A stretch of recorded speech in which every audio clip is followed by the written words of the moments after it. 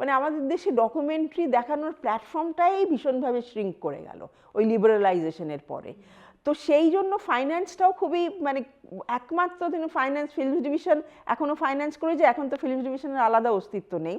তো এই সেদিন পর্যন্ত ফিল্ম ডিভিশন ফাইন্যান্স করতো, প্লাস এই India foundation for the arts তারা হয়তো আর্ট রিলেটেড কিছু ডকুমেন্টারি ফাইন্যান্স করলো। তারপরে মিনিস্ট্রিরা হয়তো তাদের যখন প্রয়োজন, মিনিস্ট্রি অফ এক্সটার্নাল অ্যাফেয়ার্স বা অন্যান্য মিনিস্ট্রি তাদের প্রয়োজনে হয়তো যেগুলো তাদের প্রয়োজন মেটাবে এই ধরনের কিছু ডকুমেন্টারি ফান্ডিং করলো, কিন্তু সেটার জন্য প্রচুর কাঠখড় পোড়াতে হয়। তো সেই জন্য ডকুমেন্টারির ফান্ডিং আমাদের দেশে খুব কঠিন।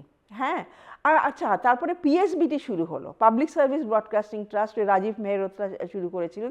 পিএসবিটির অনেক ছবির ফান্ডিং করেছে, অনেক ডকুমেন্টারির ফান্ডিং করেছে, কিন্তু এটা খুব হাতে গোনা মানে ফান্ডিং অর্গানাইজেশন। তো এখন যে ভারতবর্ষের ডকুমেন্টারি ফিল্ম মেকাররা এত নাম করেছে এবং এত অ্যাওয়ার্ড পাচ্ছে, এগুলো কিন্তু সব ফরেন ফান্ডিং।